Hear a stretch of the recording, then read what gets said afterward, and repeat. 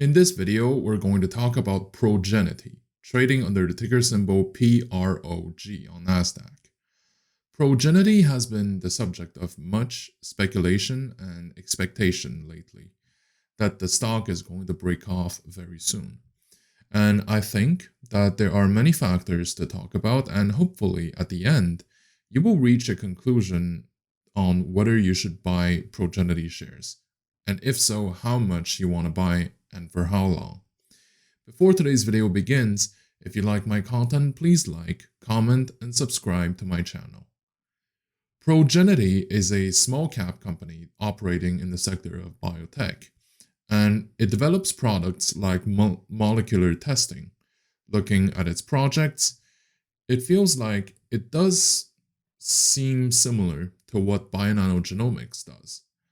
With that being said, companies like those, they may take a while before they have an actual operational cash flows going in. And in the meantime, they may have to dilute their shareholders in order to keep the ship afloat. We have actually seen this kind of scenario with quite a few other startup companies before.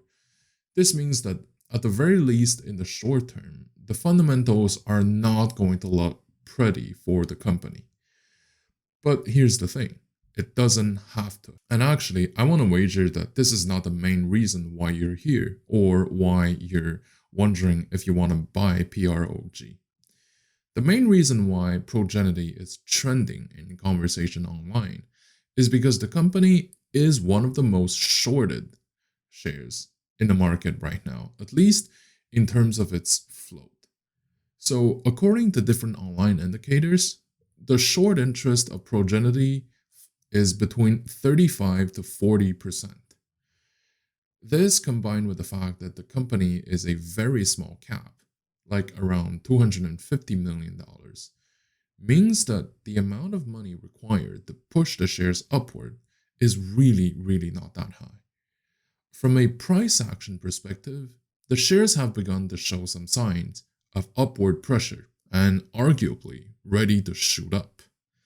This is usually a very encouraging sign for traders who want to get on the gravy train, because on one hand, it seems like the stock hasn't completely gone up yet, and at the other time, it gives a lot of hint that it's probably going to head upward.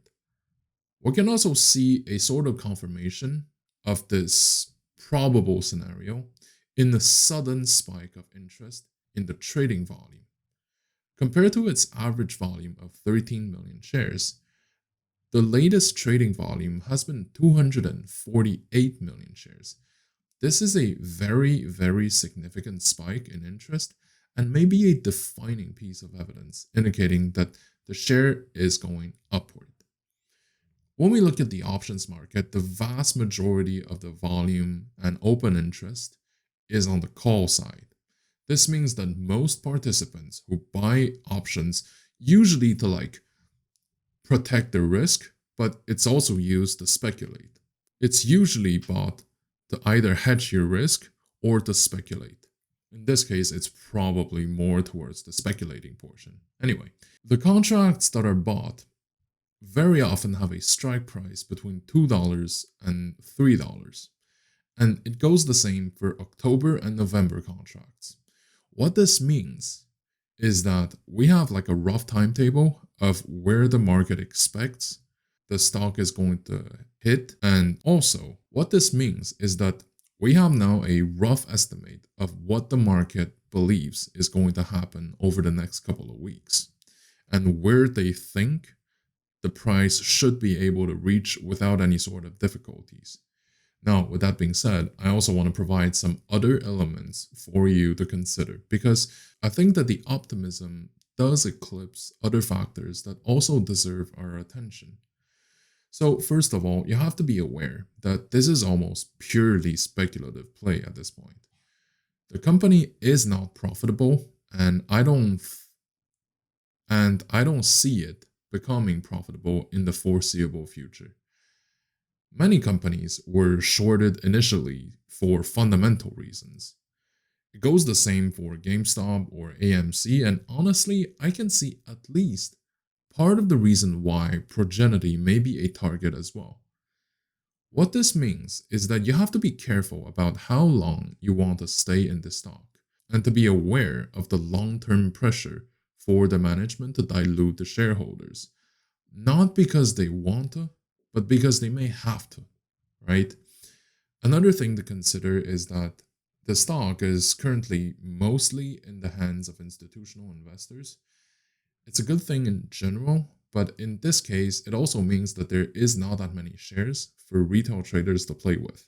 Personally, I'm unsure whether that is a good or bad thing, so I'll leave it to you to decide. One good thing to note here is that they have one major institutional owner who has decided to stay with the company no matter what, through thick and thin. And that is certainly very encouraging to see. One final thing is that in the long term, whatever long term there has been so far, the company has been declining in its share price. Possibly because the company is considered to be high risk, because it may be capital heavy and it may take a while to be profitable, like fundamental related reasons, right? And they're all legit ones. And this should once again have an incidence on how much you're willing to risk on this one single trade. Even if the trade goes well and the price goes in the direction of what we have predicted, you still have to consider a real possibility that the price may go in a very brief spike and then pull back. By the way, don't try to predict where it's going to land, like where the peak is going to land, because by definition, we know that there's a peak when the peak is already behind us. So the peak should be dependent on how much you're willing to risk and how much you want to gain, how greedy you are, in other words.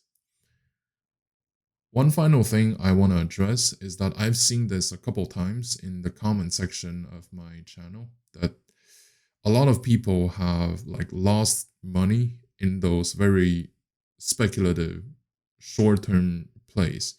And I want to say that regardless of the risk management and attempts to control your exposures, sometimes that's not something that you can necessarily avoid, right? Losing money in the financial market. So at the end of the day, money is just money. And even if you lose a huge amount of it because of some trade has gone bad, don't beat yourself over it. You could have made money on those trades. It's just that this time you've lost. Okay? It doesn't mean that every single trade is going to go like this. At the end of the day, like I said before, money is just money. You will make it back. Okay? You will make it back. Thank you for watching. If you like my content, please like, comment, and subscribe to my channel.